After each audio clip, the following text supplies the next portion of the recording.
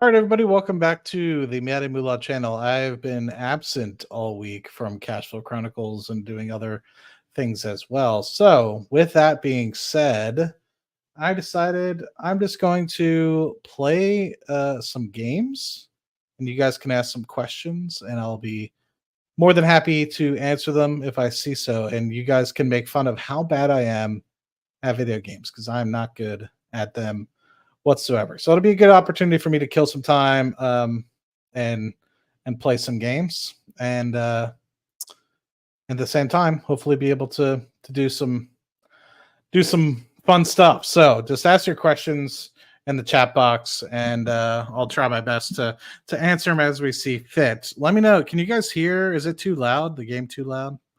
Just let me know and we can bring it down. But otherwise, let's just hop into it. You guys can't make fun of me of how bad I am at video games.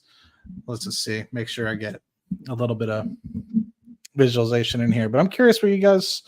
Let's see if this works, right? Because I saw like Tevis and Tanner, they were playing like chess and stuff.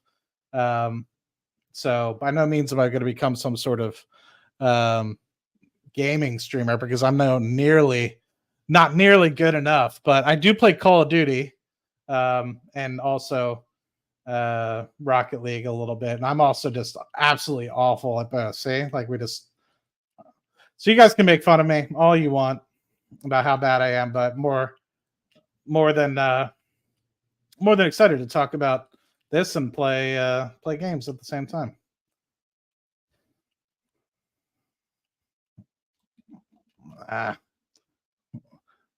People just asking about video games. Let's talk about stocks, my guys. Let's talk about like buckcorn. We'll talk about anything. It'll be a good time. Gold dividend play right now is an entry point. Go to dividend play right now. Go to dividend play right now. If you want a stock, one that I'm probably, I guess, one that I always really liked is actually XYLG. It's an S&P 500 covered call ETF that's only covering like 50% of that was way too hard of a pass. That only covers 50% of the equity in terms of covered calls. So the other 50% is allowed to kind of grow without any sort of cap or anything like that. And that's part of the bad part about these covered call ETFs is like you can't get as much upside as you would like. And so with that, it's kind of difficult to like have a balanced portfolio, right? Because I think a lot of people really want to balance dividend growth as well as capital appreciation, but most people, they get stuck in stuff like TSLY and try to get like 14% annual dividend yields, and it just doesn't make sense. Those things just don't make any sense to invest in, and most of the time they end up losing money. So I messed that up. But so in terms of like an ETF per se, nice bump. I just fucked it up. That's probably the best one. In terms of a stock pick right now, I actually really think that I was hoping he would whiff it. NextEra Energy is a pretty good one. It's not going to grow the fastest dividend per se, but it's going to be solid, and I think it's going to have a decent amount of what's the word I'm looking for? Dividend growth over the long term. They're going to be growing EPS by like 7-8%. I mean, in terms of dividends strictly, Pepsi's kind of grown too much in capital appreciation as of late, so it's a little bit more difficult for me to choose something like a Pepsi. It's not at a very good valuation right now either. It's kind of running a little hot. So shit, what other dividend plays are out there? I mean, I don't hate Jeppy in those. It's just, it goes back to, is it the most appropriate for, being a balanced growth or dividend sort of portfolio? And for me now, um, dividend growth, I need it to be more balanced. What is too much percentage in a single stock for a portfolio? I think that's really up for the eye of the beholder, but I try to not have more. I might forfeit because I suck. I try not to have more than 10%. I personally try to stay below 5, but if you have your convictions, right, have your convictions. But I think it also depends on what it is, right? So if you have 10% in an ETF, one, it depends on what kind of ETF it is, but if you have like more than 10% in the SPY, I don't think that's a bad thing. Like I have close to 40-50% of my portfolio, one of my portfolios in the SPY. So I don't think that having that's a bad thing. So I think it just depends on what exactly you're looking at. If it's a single stock, though, I think it all depends on your conviction and also what type of portfolio you go for, how much due diligence have you put into it. If you don't diversify at all, then if you don't have a lot of time to do research and due diligence, then I would say more than 10% is probably not wise. But if you've done a lot of due diligence and you have so much conviction on a position and you actually know what you're doing and you're not just like an amateur, then I would say you can be more than 10%. But just my thought process. I try not to stay more than 10%, just because I got Costco special dividend today. Feels good. Costco's a good one, man. Costco is a really good one. Would you buy Nvidia right now? Personally, Nvidia, I'm not a buyer. I am a S&P 500 guy, so technically I do have some ownership within there, if that makes sense. Am I sharing the sound, by the way, for this? I don't know. Let me know if I'm not sharing the sound. I don't want the sound to be too bad. Or too high. ALTO, I don't know anything about ALTO or AMCR. I don't know anything about either of those two. Accelera, I didn't really do too much DD on Accelera until I started doing Cash Flow Chronicles with Hot Chris. And I actually think it's a good opportunity, but that's one that at the moment just has a lot of hair on it. Like they don't really have anything per se that could be guaranteed like income at the moment. So at the moment it's kind of spotty in terms of what is it actually going to produce. And they have 10-11 things in the pipeline right now that are actually doing okay. And it seems like some of them might actually go into production. So in that respect, maybe Accelera comes out. It's a $1.5 billion company at the moment. So sky's kind of the limit, but it could also just go to zero, right? So it's one of those things where it's like you kind of have to be cautious because it's a $1 billion company, and yes, it's got some cash on the balance sheet, but they don't have any income, so they could easily go to zero. And I think a lot of people think, oh, these things are so cheap. It's like, well, cheap is zero, and if it's not zero, then technically it might not be cheap. That might have been his ball. So PACB calls looking good. I don't know much about PACB, to be very honest with you. Stocks and gaming. I'm trying, man. It would be dope if I had somebody else that is within here. Actually, it would be cool. You know what I might do is that was a way too hard of a pass.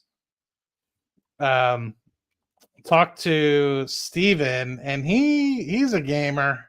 He's a Warcraft guy though. And so I'm kind of curious if crap, I just lost that one. I'm kind of curious if Steven, well, I don't play Warcraft anymore. So appreciate my Verizon analysis. That's a Chris thing. Chris is big on Verizon. I don't hate it per se. I think you just need to look at what type of investor you are. If you're a swing trader, I think Verizon could be a great one, right? So no hate on Verizon. It's just I generally speaking don't try to get into stocks for the swing trades unless it's something I might hold long term. And it's not that I hate Verizon. I just think something like a Starlink or something else can come and take them out. But Chris has like the 5G conviction. And to be frank, I think that's not a bad way to look at it. And I honestly didn't really come at it from that lens before. So it's kind of opened my eyes a little bit. But at this, oh wow, I still got that.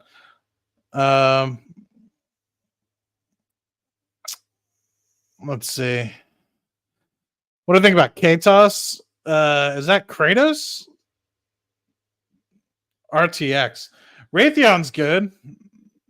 I don't have any problem with Raytheon in terms of a dividend play.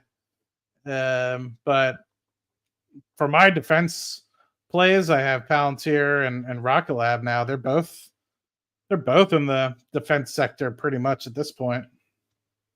So if I was gonna say, "Ooh, I need a defense stock," I would just choose one of those two. I'm awful at this freaking game.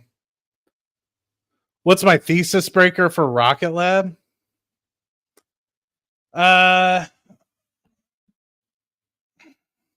If they can't, if my thesis breaker for Rocket Lab is if they straight up, the gross margins aren't as good as they say they are. The neutron rocket, this one won't be a breaker, I'd say, but if the neutron rocket can't become reusable, they don't continue to dominate when it comes to the space systems business. I think that could be hard. I thought I had it. Like they just got this big contract with the Space Development Agency, which is a subset of Space Force. And so if those continue to do extremely well, then it's going to be hard press for me to like not think that Rocket Lab will continue to do extremely well. What will give me pause is if there's a lot of pushback on the development of Neutron. So things have gone swimmingly thus far, and it doesn't seem like there's been much pushback in terms of development timeline. But if, say, things start going wrong, there's still the Archimedes engine tests, there's still the tank tests, like the upper stage tank test. Did he score on his own teammate? Upper stage tank test, and there's the lower stage tank test. I suck. All those have the opportunity to go wrong. And I think one of the reasons why they did the one stage test was because I think they noted that the metals that they were using in that, I suck so much, were more complex. And if those failed, then it might have put a pushback on some of the other testing. So know that has passed. They feel more confident that everything else will succeed. So fingers crossed. Yeah, fingers crossed for the Archimedes test. And yeah. Why not World of Warcraft catch his hands? It's not that I hate. Not that I hate Warcraft. I used to be an avid Warcrafter. Just not anymore. What is the best advice to be a good investor? That the hardest part about being a good investor is continuously adding capital to the portfolio. And I think a lot of people don't do that. I think people will just put on $500 and be like, I'm going to turn this $500 into $1 million. Like, no, you are not my guy. Let's be honest with ourselves. Ethereum price for end of year. I don't really have one. Have I ever been to a launch live? I haven't. I would love to go to a launch live. That'd be awesome. Elon over promises in the timeline for the pipeline. I will allow Beck to over promise to Zero or Hero. He's been pretty. He's been pretty. Pretty good about what he provides. Right. He's like only forecasting a couple launches for Neutron in 2025. So he's not being super bullish or anything like that. So I'm cautiously optimistic that I suck. Cautiously optimistic that 2026 will be when all the big Neutron contracts start to really come in. StarCraft is the GOAT. Is having a 401k a good idea to maximize?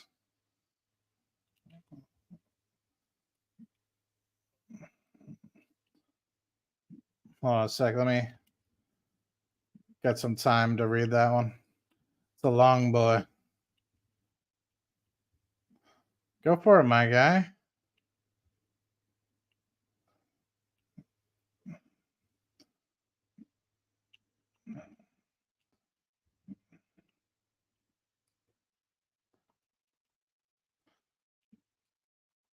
I'm so bad at this game, guys.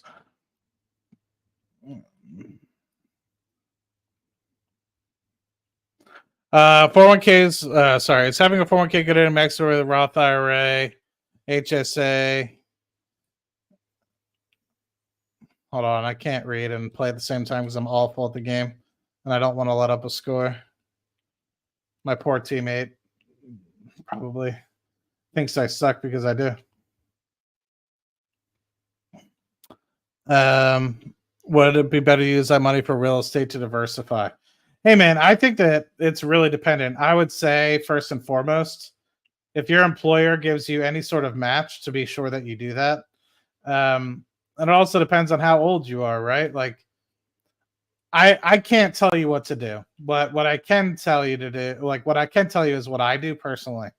So for the longest time when I was really young, I would be sure that I always maxed out my Roth until I started hitting income limits. And then I started doing backdoor Roth IRAs, or in the case of what they're kind of really called as Roth conversions. And so close. And I would never max out my 401k. I would max out my contribution to my 401k. So I get a 7% match. So I made sure I always do the 7. The reason being is because I do 7 plus 7, you get to 14. And if you're saving 14% of your income, you're generally speaking, after 40 years, going to be able to retire, right? So if you just invest that in the S&P and you put 14% away, you'll always be okay. So that was kind of always my reason for doing the 7 plus 7. Then I'd always do the Roth IRA piece because I always knew that I'd be retiring, and wanted to be sure that I saved a little bit of extra, that I had ability to take out contributions if necessary. So I always made sure I did that. Now I'm a little bit less focused on the retirement piece because I just continue to do my 7% match. If I do my my Roth IRA or traditional IRA and backdoor, etc., I don't necessarily always do the backdoor or the Roth contribution, and that's because I'm in a high tax bracket now, so doing traditional actually isn't a bad problem for me because you end up saving 25-30% whatever you contribute to the bottom line, so not necessarily a bad thing. HSA, though, that's something I need to do more due diligence on because I know a lot of people, especially if you have a family, where the HSA piece is really good to be able to put towards, because you're always going to be doing doctor's visits. And so for me right now, I'm fortunate where I don't really have any underlying conditions or anything like that. And so I don't normally contribute to an HSA.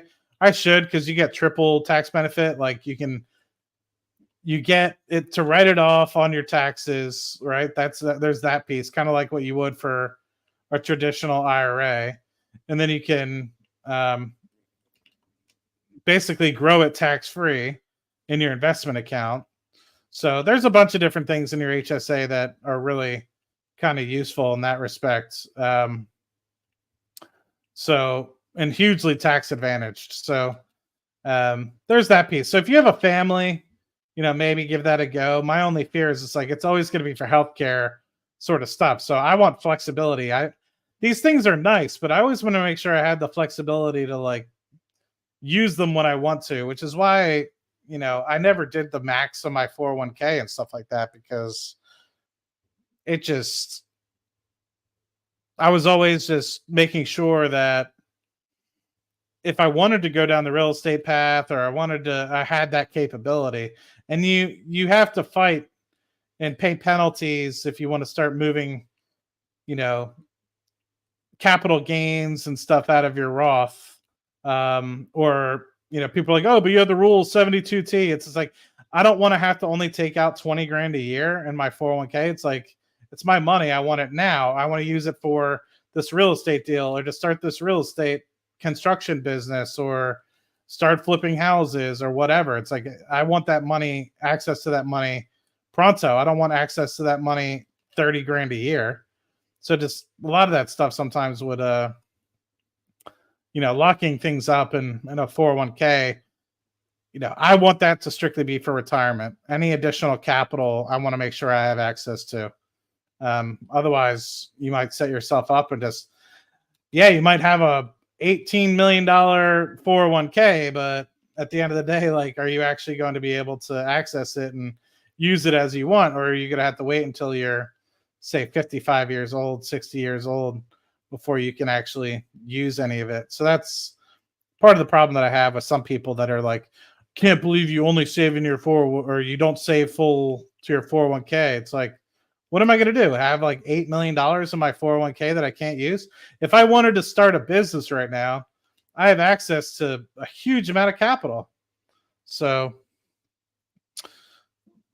I think WTI stays range bound between 70 to 85.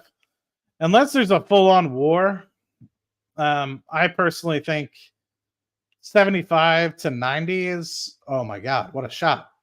75 to 90 is probably a better range for West Texas Intermediate. I think right now it's a little low. I still think there are some catalysts still need to buy for the strategic petroleum reserves and stuff like that, right? Damn. Under promise, over deliver is a good recipe. It can be. Beck does a good job.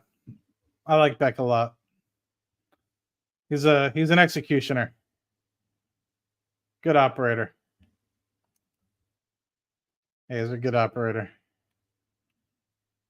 What stock market is, where does the capital go?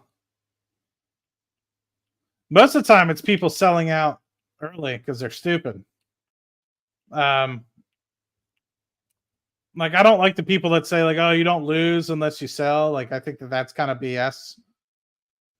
But a lot of times, the only reason why a stock goes down is because nobody buys it, right? So it's a two-way street, right? So the reason why, it's all supply demand, right? So if nobody wants to buy the stock at $100, they'll be all right, well, what about $99? I want to get rid of this thing. I want money. I need money. They need to buy a house or something. So they're going to try, and they're going to be all right, well, if nobody wants to buy it at $99, what about $98? And then somebody buys it. Next time, somebody sells it at $98. Somebody still buys it. But if you have way more people that are trying to get out of it than are buying it, then the price will go down to 98. Then whoever wants to buy it at 98, but say nobody else wants to buy it at 98, then 97, 95, 90, 85. And that's why the stock price goes down, right? Because there's not enough people to buy up the stock that people are trying to sell. And if people are really just trying to get out, and they don't want to be in the stock anymore, they'll sell for $1 less, right? You have some companies that have bought the stock when it's $2, $5, $10, 15. And so they don't care. They're sitting on, let's just say, $100 or 100%, 200% profit. They just want to get the hell out of it, right? You have these big hedge funds. They've made their money. They're writing covered calls or whatever on their positions. So they've made their money. They're trying to just get out and make sure they don't lose a crap ton of money. They'll sell it, and I suck at $90 and still be okay. So that's where a lot of those things kind of come in. 401ks are a common way to make a millionaire status, but is that beneficial if you plan on being in a higher tax bracket in the future? Well, there's traditional 401ks and there's Roth 401ks. So traditional 401ks are pre-tax. So you can, let's just say you contribute $10,000 and you're in the 25% tax bracket.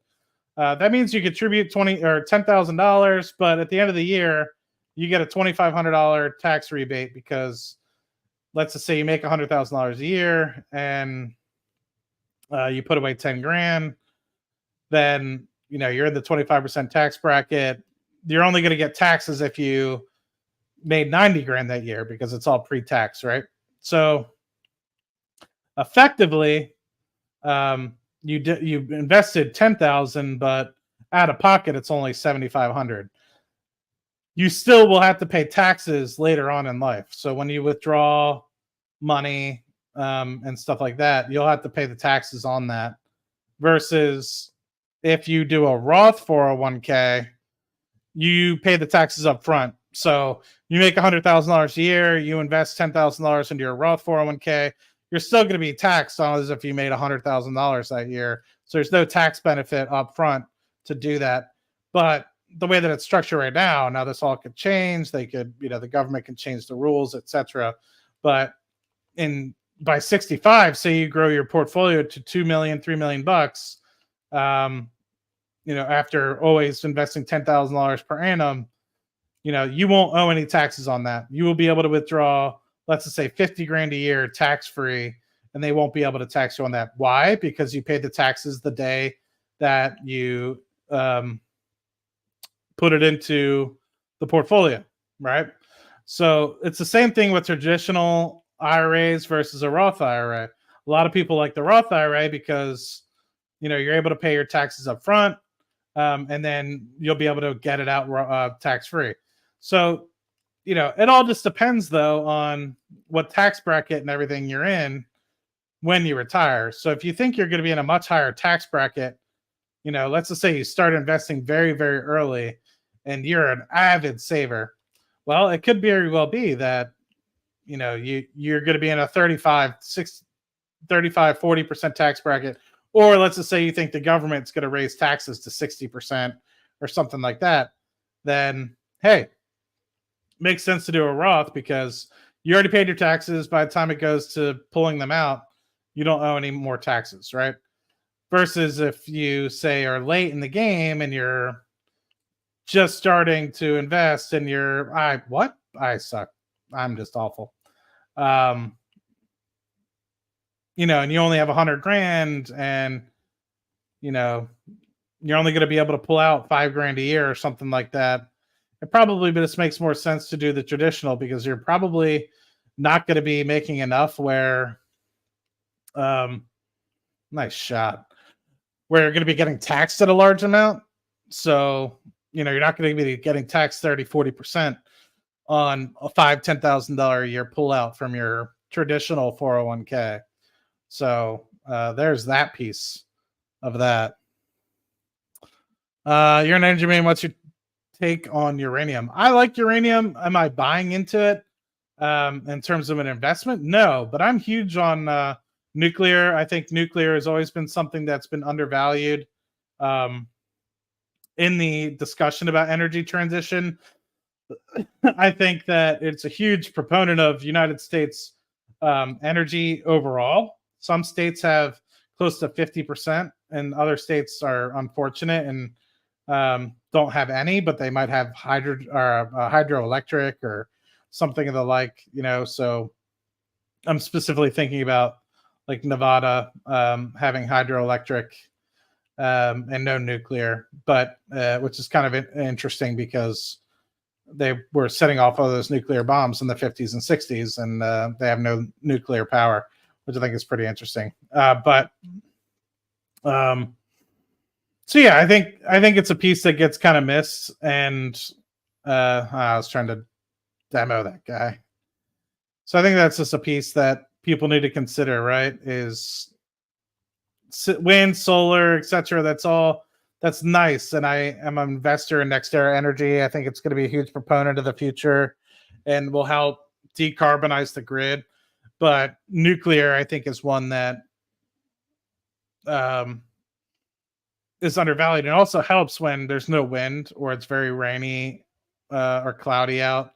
It's also very efficient in terms of capacity factors. Wind and solar, not so much. Like wind, I think, is like potentially up to 30-40% efficient, versus solar can be up to 25-ish% efficient. You have to think normally in solar,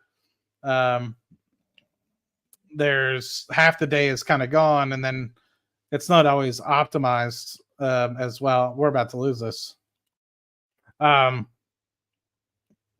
So you have to think solar is 25%. So even if it says gigawatt on the capacity of the facility, on a full day basis, you might only be getting 250 megawatts to the grid on any given moment. There might be peaks where you're getting a gigawatt hour to the grid, but not on a consistent day in, day out basis. Versus if you're talking about nuclear on an annualized basis, you're talking 90 to 95% of that. So if it's a gigawatt power plant, you're talking 900 to 950 megawatts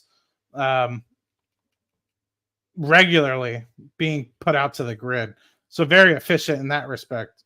So part of the problem that I see with a lot of these things is when they evaluate the cost of things, it's on a capacity basis. So if, say, it costs $6,000 per megawatt of capacity or kilowatt of capacity, then and it's only 25% efficient, then you have to multiply that number by 4 in terms of what it's actually going to give you on a consistent basis. Versus if you're looking at nuclear, it's pretty much the number, right? So because it's going to be at 90-95% efficiency. So that's the problem that I have, is like some people will say, well, solar on a capacity basis is 50% of that of what nuclear is. But it's like, well, you have to multiply that number by 4. So it's really twice as expensive, because nuclear, you get that 90% efficiency. So, yeah, the All In podcast guys were talking about URA yesterday, which is a uranium ETF. And I think it's got miners. I think it's got a bunch of, I think it's got futures in it as well. So it's up a good bit, but could be a spot to run. That's the thing, is like uranium, like anything else, is cyclical. So back in, I forget when it was, when it spiked last, but it went up and spiked huge. So curious. I don't know what my teammate's done. I guess he's not playing. So how many shares of Rocket Lab money should I bet on Texans to win? I wouldn't bet on the Texans to win at all. Although I live in Houston. Shit, I forgot he wasn't playing. Yeah, even though I live in Houston, doesn't necessarily mean I think the Texans can win a game. They haven't been very competitive for the past several years. So, unfortunately.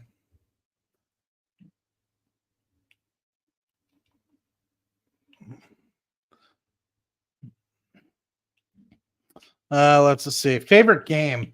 I like Rocket League, but I also like Call of Duty a good bit. Nothing like getting a good Resurgence win or Warzone win.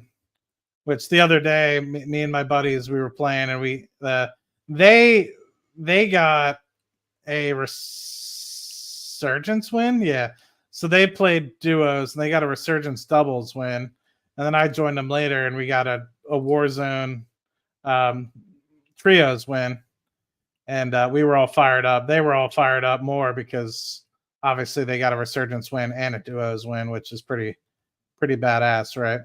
So this is the problem I have, like playing with randos sometimes, is like they just don't show up. They're just not playing. And so then you're just like, there's so many people that are like trying to, whatchamacallit,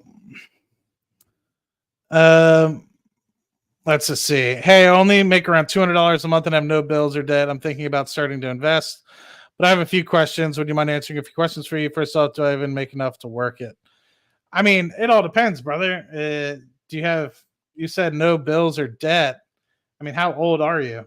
Are you like 16, 17? And it kind of always goes back to what are your objectives with it, right? Because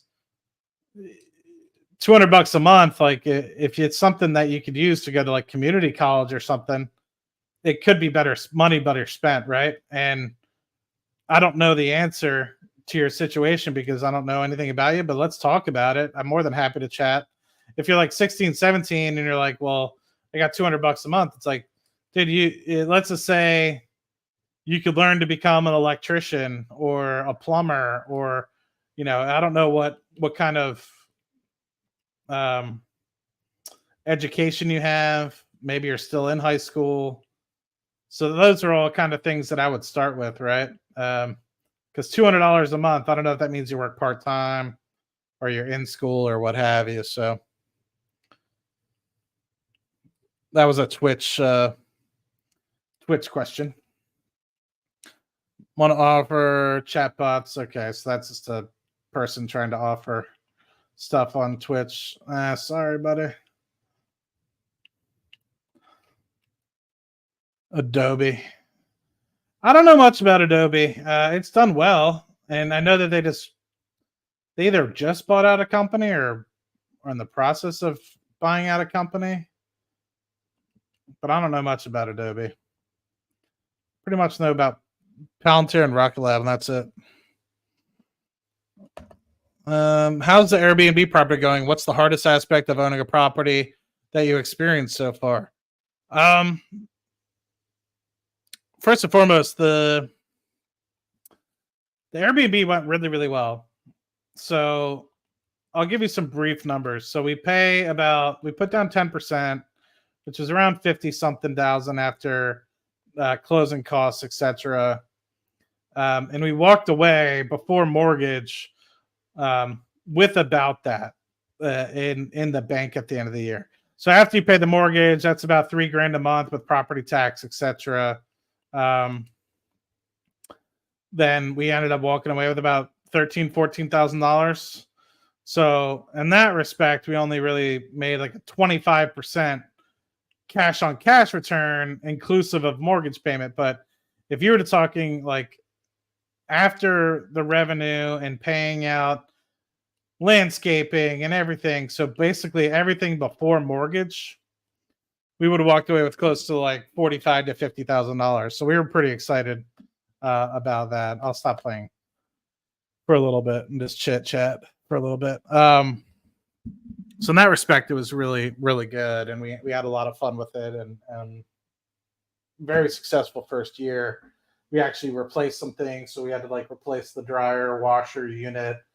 We got some things kind of rejigged, some shelving put in, just some small things to make the property more useful. Obviously, washer dryer was key for us. We pay for a lot of stuff as well, like we pay for beach passes and stuff like that. So that always works out pretty well. So in terms of that, it did well. Like if we didn't have a mortgage, we would have walked away with $50-some thousand in our pocket, but we do have the mortgage. So we are looking to refinance that. To answer your question specifically about what's been the most complex part about Airbnb, I think for initially it was trying to understand what it's like to be a property manager. And I've kind of learned that over the past few years. Unfortunately, my dad passed away just over 2 years ago. Can't believe it. And I took over kind of property management of him and my mom's first home, and learned a little bit about property management with that. But this is short-term rental, so it's a little bit different than renting year by year to college kids. And so, that being said, the Airbnb piece, took a little bit of a learning curve to learn the software. It wasn't horrible. I would say it was actually easier than I expected. They do have a lot of automation in there, which makes it very useful. And then I would say dealing with some people and just understanding most people are very great and generous, and also just very excited to just be out of the house and on vacation and understand nothing's perfect, right? Just like even at a hotel, right? And you get what you pay for, right? Like our place sleeps 10 people. I would say 8 people comfortably, 10 people if you're really trying to squeeze it, maybe not as comfortably, but still has the ability to sleep 10 people. And you know, depending on when you're doing it, like to be able to sleep 10 people in most places, you're going to be paying probably a grand a night, and we don't charge nearly that much. So, um, you know, you end up attracting some people where it's not a lot of money for them. It's a good price point, and they're happy because they're. But other people, our price point, that's probably a lot of money, and they're struggling to put that money together, and they want it to be perfect. They want it to be 5 star, but it's not 5 star, my guy. Like I just tell you. So it's a lot of money to them, and it's not like that night is a lot of money to them. It's not a lot of money to us, and to be frank, it's probably not a lot to a lot of people, but for them, it's a lot, and so they expect everything to be absolutely perfect. So we've had some people like that are like, the grass is a little bit too long, and we call the landscaper. The landscaper's like, I cut the grass 3 days ago. It's not that long, and people are like complaining about the grass being long. It's like, I mean, are you sleeping on the grass? Like what's the wrong with the grass being so long? And there has been some times where we've had one person say the grass is a little long and the guy forgot to cut it, a week before. So it was actually long, and we got that resolved quickly. But there's some other people that are just completely unreasonable. Even if you like one time the hot tub just ceased to work, the water level was too low. We gave a chick back $300 or something like that, $150. I forget what it was. And she just tore us to shreds on the ratings. And it was like one of our first 5 or 6 ratings on Airbnb, because we do the split Airbnb and VRBO. My buddy takes care of the VRBO, who I own the property with, and then myself, I take care of the Airbnb. And yeah, like it was one of our first. And so it was really disheartening because, I don't want to not be a super host, because obviously if a super host, you get more and more clientele, right? So just learning that no matter what, some people are just never going to make happy. But overall, I'd say the experience has been really good. And hell, I'm really looking forward to refinancing the property. That's going to be a lot of fun because that could get us a couple or more $100 in our pocket. Hey, did this guy ever come back, or did he leave? Um, Where did you deploy your capital during the initial COVID market crash in March, April 2020? Take advantage of it. Oil and gas and banks. That is where I put the majority of my money, and it turned out very well. Um, let's see. Are you into fintech like PayPal and SoFi? I'm not against it per se, and I wish all my buddies the best. I hope they do really well with it. I'm just not. I just think it's a very competitive space. Not to say software isn't, but PayPal, I would want to see a little bit more of a turnaround. I'm okay losing out if it ends up being a great swing trade. I'm okay losing out on a few 10, 15, 20%, and then getting out the last little bit of juice, then potentially it going down another 10, 20%, because I still think it hasn't fully turned around as of yet. Although listening to the third quarter conference call, I was very impressed by the new incoming CEO. Love your content, man. Awesome. I appreciate you, man. Hopefully, you're learning a thing or two, and hope I can help you in the future. Am I more bullish on Amazon and Google for the next 3 years? I will explicitly say, um, of the Magnificent Seven or Magnificent Eight or whatever you call them, these are the two that I'm most bullish on. Um,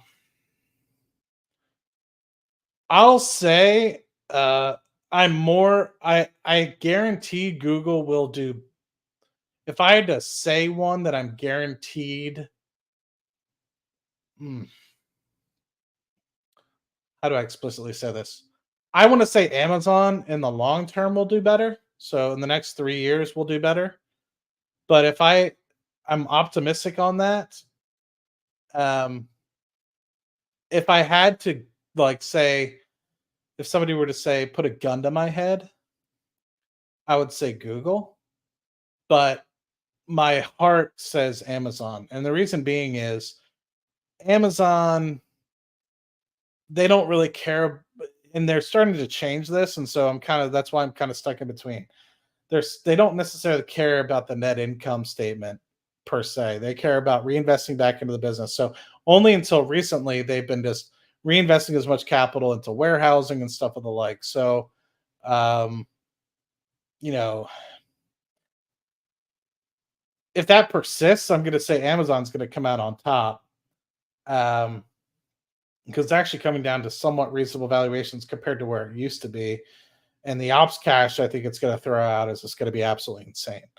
But Google, they're buying back so much shares per annum, and um, it's just continued to grow.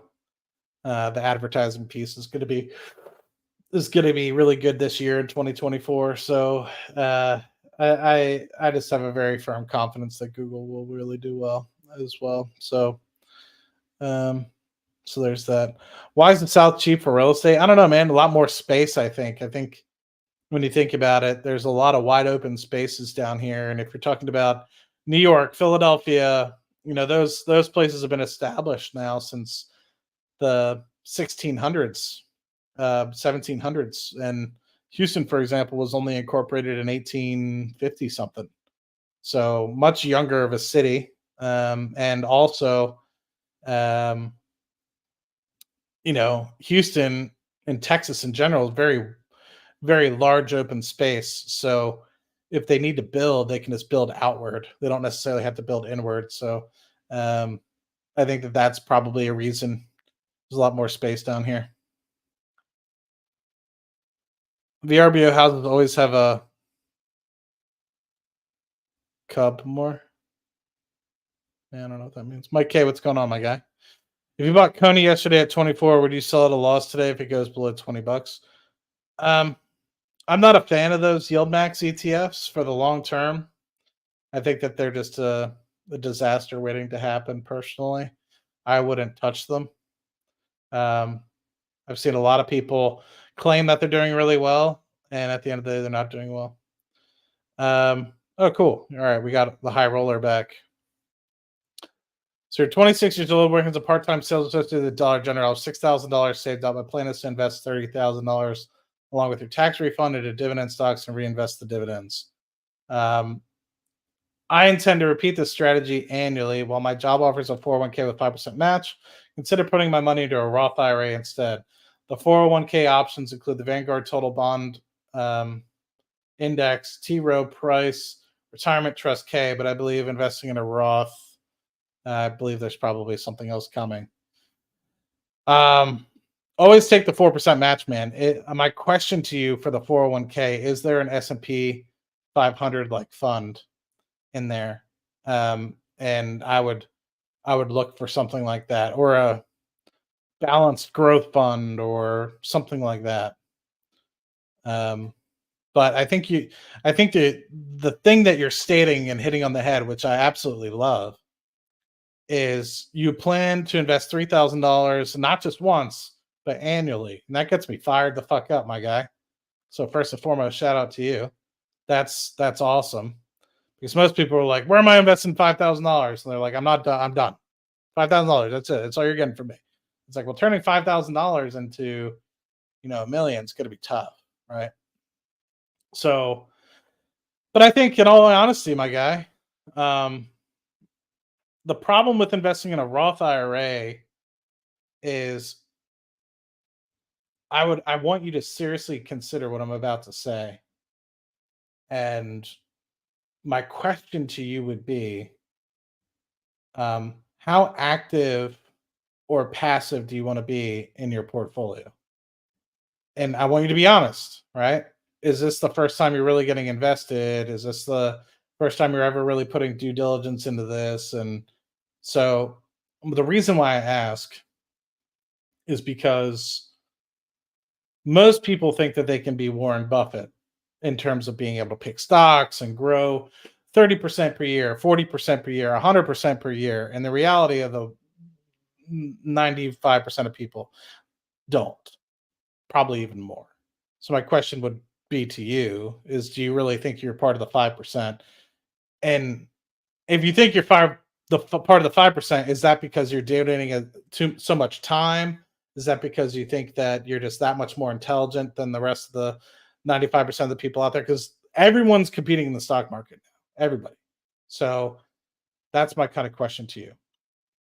Now, if you say to me that you're just going to do index funds, S&P 500, etc., then I say all the power to you, my guy. But I would just double check to see if your 401k uh, doesn't give you an S&P 500 equivalent. And if it does, I would go with that, because if you get a 5% match and you only put in 5% of your salary, you immediately are getting a 100% rate of return. So let's just say you put in $3,000 a year. It's like, well, you put in 3,000, they give you that 5% match. I don't know how much you make. So let's just do some quick math. Let's just say you make 40 grand a year. And you do the 5% match. That means you're putting in $2,000 into your 401k, and they match that $2,000. Now you're walking away with $4,000 a year. You can invest the remainder in a Roth as well. That's not going to hurt you. So the thing is, though, is like, had you put the, let's just say, $3,000 in a Roth, all you're walking away with after no capital appreciation or anything is $3,000.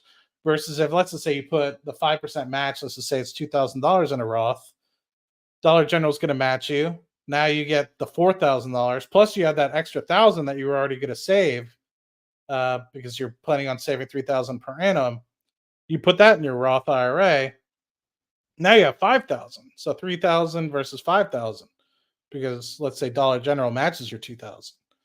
So to me, I wouldn't discount that 5% match, my guy, and I would just double check that that 5%, or sorry, that 401k offers some sort of S&P 500 fund.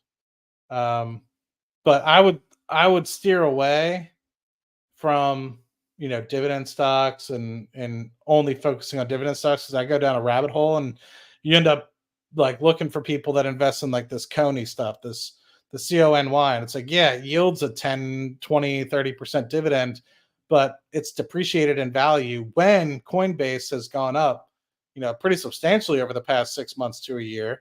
And same thing with Tesla. Tesla's gone up in price, but yet TSLY has gone down in terms of value. So it's like, what the heck is going on here, right? Like, you expect the stock to at least hold up a little bit. So really would love to talk to you more, man.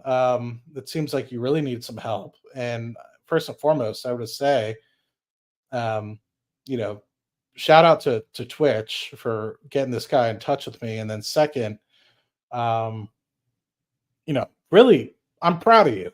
I just want to say that takes a lot for being 26 years old, having $6,000 saved up, and you're planning on saving $3,000 a year. That's fucking phenomenal, man.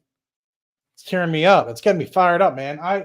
Within when was that? I'm 32, so 10 years ago, I was very much in your position. I just started working, and I didn't have much other than two pennies to rub together. Fortunately, I had an engineering degree. Luckily, my parents paid for my schooling, so I didn't have much debt coming out of school. So I was very fortunate to that, and I repaid them by being in the library till 2, 3 a.m.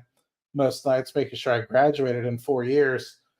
And I've done well with it, right? Obviously, you guys hear me talk about the portfolio, and they set me up for success. So I'm very fortunate in that respect. But I have a question for you, my man. Like, do you have any other interests? I'm not saying that Dollar General is not the be all end all. It could be, and I don't think that you could do well, especially if you plan on investing $3,000 a year. But my question to you is could you take that $3,000 per annum and maybe get a part time, go to school part time, Do you have any interest in being an engineer? Do you have any interest in being an electrician, a plumber? Um, I don't know how much you make at Dollar General. Maybe you can climb to be a manager, do something else within Dollar General. I'm sure there's ability to climb the ranks, but $3,000 per annum, it's a lot.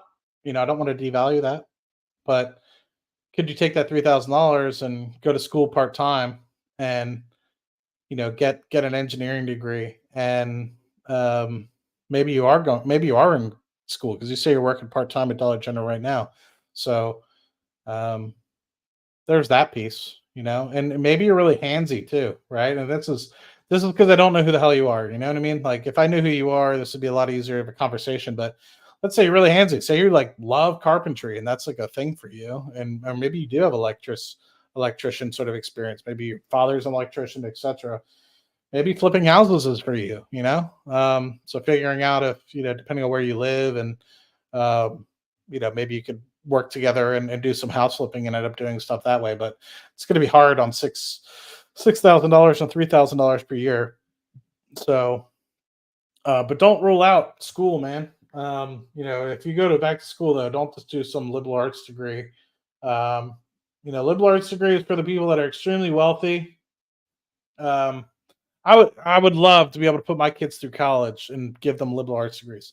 I would love them for them to be artists or musicians and get that life experience and that lifestyle. But for now, if you want to make money, I think you really have to be science, technologies, computer, engineering, maths, STEM. Appreciate you, man. Appreciate you being on and hanging out with us, Ben. And George, what's up? My guy, part of the money gang. First and last, is it better to invest in a single whole market S&P fund, split it evenly into X sector funds? The problem that I have with the X sector funds that you're kind of discussing, it's like the Spider Energy and financials, etc., is that some of those are not high quality companies. So if you go into them, some of them are investing in 50 to 100 companies. So you talk about 10, 11 different sectors, because REITs is now its own sector. So 10, 11 different sectors. And you have 100 companies. You're talking about 500 to 1,000 different companies, and not all of them are going to be good. So the great thing about an S&P 500 fund is the benefit of the S&P 500. For a fact that all 500 of these companies are profitable and have maintained profitability for the last 12 months. They're individually selected at a committee over other companies. So that's not to say, like Palantir, for example, been profitable for the last 12 months, but is yet to be introduced to the S&P 500. Somebody has to get kicked out. So not only do you have high-performing companies that are in there that are profitable, if a company becomes unprofitable, it gets kicked out. So if it does start to crumble, has some sort of issues, etc., you're really only exposed to it for a quarter before it gets kicked the hell out. And if it wants to fall to zero after it gets kicked out, you're not really liable for that. So that's a good part about the S&P. Versus if you're doing a total stock market index or an XLE or an XLF, then you're kind of subject to some of those shitty companies that are unfortunately in there. So what does it take to start a real estate investment trust? I think you need to have 100 members, and the top 6 members of that organization can't control more than 50%. So that is part of it. And then also there's another stipulation as well. But let's just say you have a couple properties, right? 4 or 5 different properties that you've invested in wholly yourself. You need to find 100 other different people to basically invest in it with you, and you cannot own more than 50%. You and the next 4 or 5 top shareholders cannot own more than 50%. So you'd have to dilute yourself, and how you dilute yourself, etc., is beyond me. I've also been considering starting a REIT myself. What is my opinion on cannabis stocks like Tilray? I don't have an opinion on them. So just think about that. What are your long terms what did you achieve outside of work and financial goals? I like investing, man. I love helping people. That's why I'm doing this. Literally, like at 12 at night on a Friday. I was just hanging out and wanted to play a little bit of a few video games. I just got done Palantir Weekly with some buddies. So I love helping people. Eventually, I'd like to maybe move back to Pennsylvania and hang out with some of the buddies that I grew up with. They're really good friends of mine, and um, I miss them dearly and talk to them. And I'm also kind of sad being halfway across the country from my two sisters and my mother, um, and my nieces and nephews. So I'd love to be able to see them without having to get on a plane. But I also like what I do. At a 9 to 5 job, I bring energy to the people of the world, and I love making oil and gas. I love talking about development projects and investment projects and figuring out how to get oil to market to be able to produce oil and gas. So I think that's a lot of fun for me. There's the challenges of just working in an organization overall. Um, you can't do everything that you want to do. You have to focus on specific projects, etc.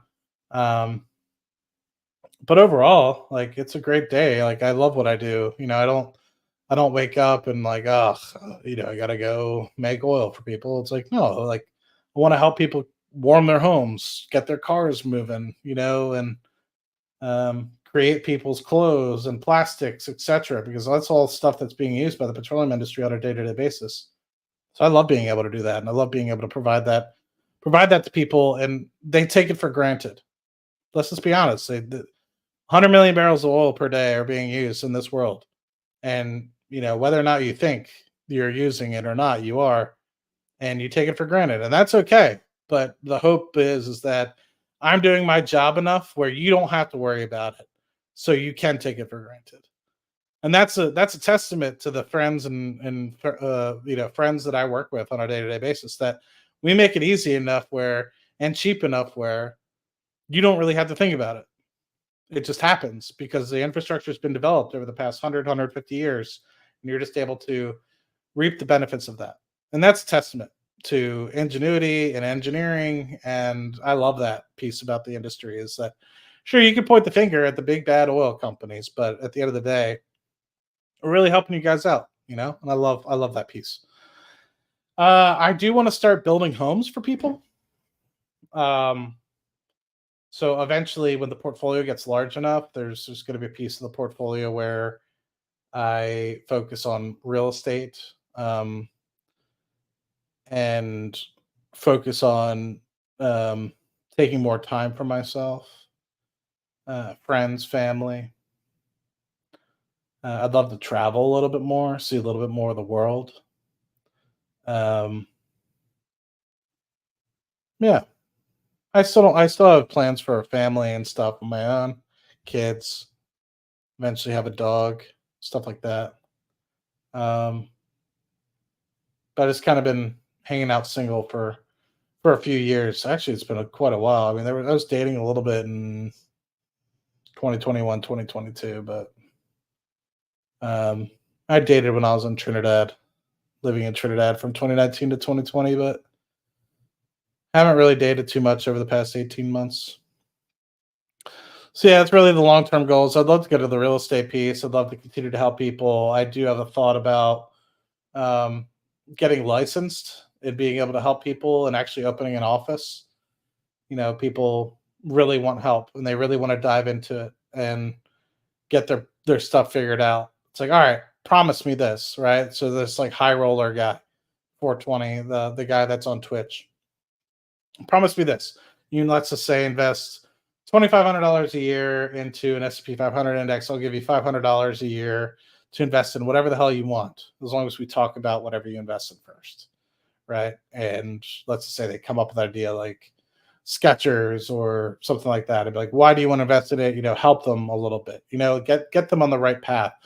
I would love to be able to help um, anybody and everybody, because I think most people, they don't have a sounding board, so it's so easy to access things through Robinhood, Fidelity, etc., and they let you do whatever you want with your money. And so I think somebody just needs sounding board, and I would love to be that sounding board for people. I know that's kind of part of the financial goals, but I'll never retire per se. I'll always be doing something. Um, I took a little bit of a breather between like the 20th of December to the 2nd of January. And while it was nice, it was welcomed. I don't think I could do that full time, right? Like 10, 12 days of just doing absolutely nothing. It was kind of rough. Like I got a little stir crazy, stuff like that. Like I feel like I need to leave the house. I feel like I need to have a genuine um a genuine schedule or something like that to keep me preoccupied, because otherwise I could just I could stay that. I think it's kind of scares me. I could kind of get into that box of not having to do much. So I just realized none of this hopefully you guys aren't getting any advertisements or anything, because um this bad boy is completely non-monetized or nothing. So I have to let me turn that bad boy on, and let's also turn on subscribers only mode, shall we? So we don't get any randos just coming off the streets asking about God knows what. Subscribers for the last 10 minutes. What other questions you guys got, man? Let's talk a little bit more, and then if nobody has any other questions, we've been stuck on this one for a little bit. If anybody's got any questions, all 33 of you, then we can hit the head and go to sleep. I got a Walmart Plus order. First time doing Walmart Plus, delivering it straight to the door. They're coming at 10:11 tomorrow. So I want to make sure I'm showered up and ready to go, put away my groceries. I'm still trying to decide if I'm going to smoke anything um, in the smoker this weekend. But other than that, just hanging out. But otherwise, great week for the markets. I think the Bitcoin thing did really well. Um, I'm long Bitcoin. I'm in Chris Patel's Patreon Discord, and I had to recuse myself from some of that because some of those folks in there just don't seem like they're interested at all in Bitcoin. And I get it, but to me, I think Bitcoin is here to stay. I've been looking at it since 2012, been involved since 2017, 2018, and I think it's going to do really well over the next year to 18 months. But to me, I'm going to continue to hold that bad boy. June, what's going on, my guy? Hopefully things are going well. But yeah, I've been having fun in Chris's Patreon Discord, looking at it, going through, chatting with people. Lars, thank you. Appreciate the $5, man. Just hanging out. Didn't don't do it to hang out to make any money. Just doing it to hang out with you guys and chit chat. All right, cool. Back to my guy High Roller. I'm excited. So the Vanguard Institutional Index class actually tracks the S&P despite not reaching the 5% match in your current jobs 401k. Actively researching, learning about investing for the past year, I've accumulated numerous notes from watching YouTube videos and reading books on the subject. I've organized 35 stocks in a Google Sheet document along with tracking several index funds. While I've gained knowledge in various aspects of investing, still have many questions and lack a mentor or someone to seek advice from. On another note, I'm an ASE certified auto tech, but unfortunately I'm struggling to find a job in my field in my local area. Well, congrats, my guy, because being an auto tech, that's good money. So hopefully you find a way to incorporate that. Once again, Lars, much appreciated for the $5 super chat. It's unnecessary, but really appreciative. That always goes back to the public investment fund that me and Hot Chris are keeping together. So yeah, that's fun. So High Roller, I guess my question to you is you spend a year's worth of knowledge or years worth of time gathering 35 stocks, Google Sheet document, etc.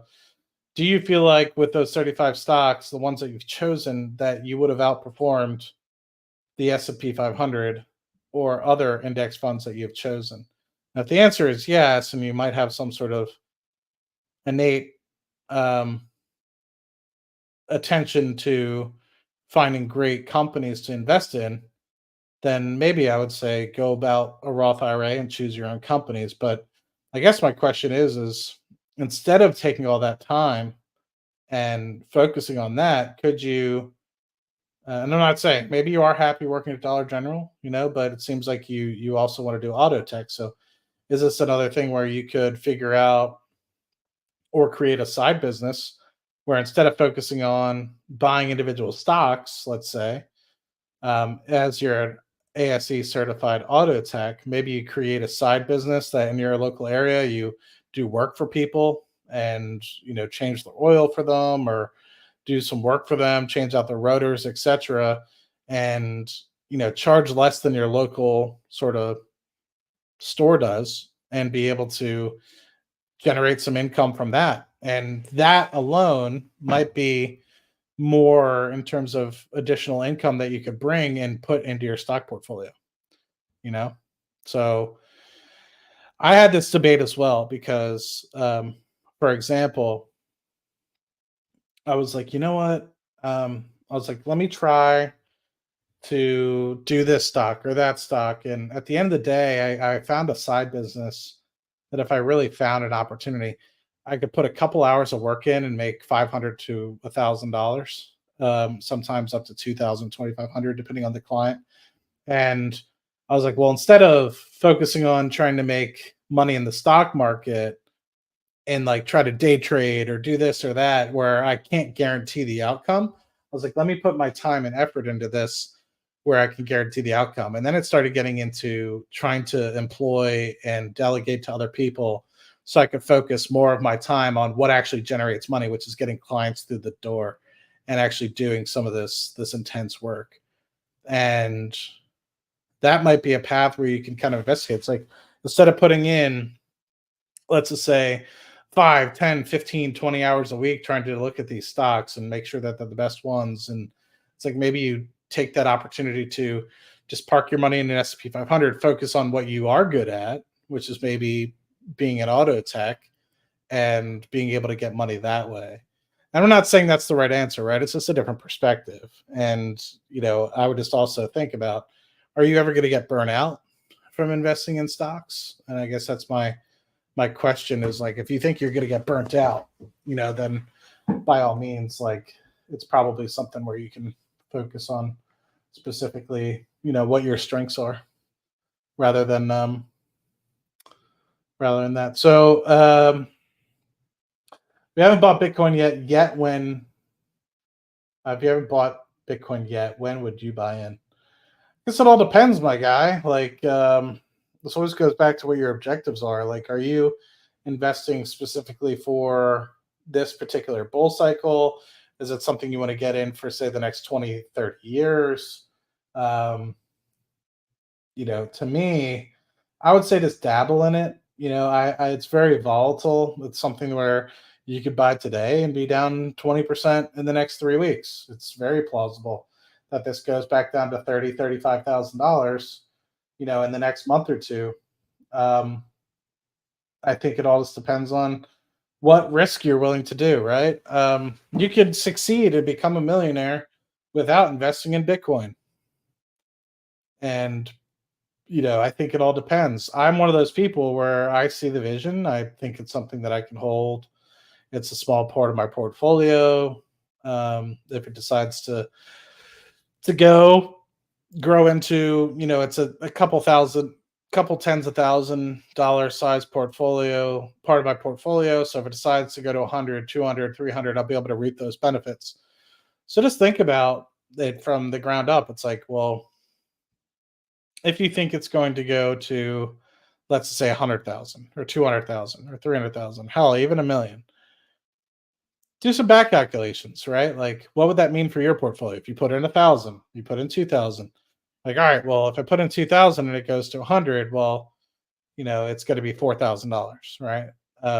Or if it goes to 300,000, it's going to be closer to $12,000, right? So things like that, where you start to understand, okay, what is this actually going to truly mean for me if I put in 1,000, 2,000, and it gets to these price targets? Then recognize, okay, would I be okay if I lost that initial 100,000, or sorry, not 100,000, that initial 1,000, 2,000, $3,000 position? Because what could end up happening is it goes to 50% in a matter of a couple of weeks, and you're sitting there being like, F this Bitcoin thing. I'm emotional. I can't handle the volatility of this, and you sell out. Next thing you know, went from $2,000 to $1,000, and you lost 1,000. And next thing you know, in order to break even on that particular set of money, you need to get 100% rate of return just to get back to break even. So just because an opportunity is out there doesn't mean you have to take it, right? Just because you can flip houses and become a quadrillionaire doesn't mean you're out buying houses, right? You have to recognize what's right for you and what's wrong for you, and kind of understand the in between. And you know, it might be very well that Bitcoin's is not something that you put in your portfolio. I'm somebody that is willing to take that risk. I personally think it'd grow pretty substantially. So, I'm okay if it goes to zero, right? I have about a Bitcoin on all equivalent basis, and some of it's in ETFs and some of it's in actual physical Bitcoin. Um, I also have some Ethereum Classic, a few other small coins as well that won't really add up to much, but they all go to a couple dollars here or a couple dozen $1,000 there. They'll end up being enough to put a down payment on some stuff. Or if Bitcoin goes to 300 grand, then I'll buy a couple more beach houses and probably get a couple years ahead on my real estate portfolio. But that being said, I think you know depends how Bitcoin max you want to get about it, right? Like Michael Saylor, do me a favor. If you're curious and you really want to know, um, and you're kind of struggling to see how Bitcoin fits into your portfolio, there's a Patrick Bet David interview with Michael Saylor, who's the MicroStrategy CEO, and it's within the first 5-10 minutes he starts talking about why Bitcoin. Now he's done like 3 or 4 Patrick Bet David interviews, so just double check. Um, which one's which. Um, yeah, just check which one's which. He starts talking about why he did Bitcoin as opposed to real estate, fine art, um, other collectibles, stuff like that, because he basically said, what's one that you don't have to worry about, insure, etc. And it's Bitcoin. So really, really cool for that respect. Um, should he get minors for exposure? That's more of a Jesse Dow question. I'm more of a specific into Bitcoin person. Yeah, June, I know you're big into the uranium piece. Hopefully it continues to do well for you. If you could start over as a 20-year-old with the ability to invest $1,000 a month, what would you personally invest into? With the knowledge that I know now, um, I probably would have just done exactly what I tell everybody now. I lost several $100,000 in terms of opportunity cost by trying to be Warren Buffett. And what I mean by that is I was like, oh, I'm gonna invest in these dividend stocks. Let me invest in oil. I work in oil and gas, so I have a competitive advantage. And I know you didn't. Like I did not, right? Like I didn't know nearly enough. I was a young 25-year-old kid. I didn't understand how to read financial work balance sheets. And um, I didn't understand how any of this crap worked. I just assumed, you just buy the stocks and they always go up and to the right. And had I just invest in the S&P 500, I'd have several $100,000 more, right? The amount of capital I've contributed over the years, I'd probably be closer, to my goals, and would be talking about in the next 2 years, I'm going to start, building houses and et cetera. And instead, I'm probably 3 to 4 or 5 years away from that because, of the decisions I've made. So I'd also recognize that with all the time that I've spent over the years, you think I've put a couple hours a week into this, as well as just the independent research that I've done, it probably would have been wiser for me to start a business, and uh, put a lot more time into that and really focus on the S&P 500 piece and just honing in on that strategy. Instead of 1,000, try to get it to 2,000, 3,000, 4,000 a month. There have been months that I've done that, but it's been off of just my normal 9 to 5 income. Had I, YouTube particularly, I think over the course of the last 6, 7 years, I've made $13,000. Not nearly enough to really justify 6, 7 years of putting effort into your life. Um, Hundreds of hours, if not thousands of hours of live streams um, on my channel and others. That time would have been better spent, and still probably is better spent, trying to come up with another business model and investing that money. But at the end of the day, I feel very fulfilled by being able to help people and tell them my mistakes of chasing dividend yields and trying to think that I had a competitive advantage when I really didn't. Um, and not acknowledging that I didn't know something when I didn't. And also acknowledging that I didn't know that I didn't know something. Now I acknowledge, like, even though I'm looking at a specific company, that I don't know some sort of black swan event that could happen and take them out, like a COVID or a swine flu or some sort of tsunami or something like that, or a catastrophic event like what happened with Boeing, right? Some black swan sort of events like that could really f up your your portfolio and your individual picks. So yeah, Jude echoes the same. Set it up, buy regularly, sit back. Yep, don't touch it. Do I have a Discord? I used to. I think a lot of people don't like my Discords because I'm not just going to be like, yeah, just buy this company and call it a day, right? And that's what most people do. But I would say the best place to reach out to me is on Twitter, which is this Real Matt Money. You could find it in any of the descriptions. I don't know if I set up a description really for this video, but yeah, real Matt Money. I want to get to 8,000 followers by the end of the weekend, so it'll be dope. But then my YouTube is also, YouTube comment section is always a pretty good spot as well to find me. Do I follow U.S. banks? A little bit. Yeah, I follow the U.S. banks a little bit, and J.P. Morgan did hell of a day for them, huh? Pretty crazy.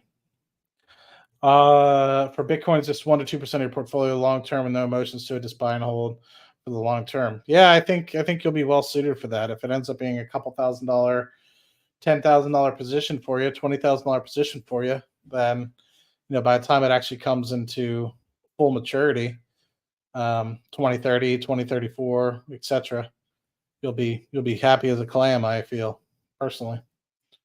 Favorite short-term swings are equity and commodities futures, patiently buying at near 30-day lows and averaging down conservatively as needed and has been working well. It's capital intensive though. Commodities futures. Yeah, I don't really mess with the futures piece because that's black swan event sort of stuff that can happen too. Like chicken futures or like all that stuff can get impacted pretty heavily by stuff.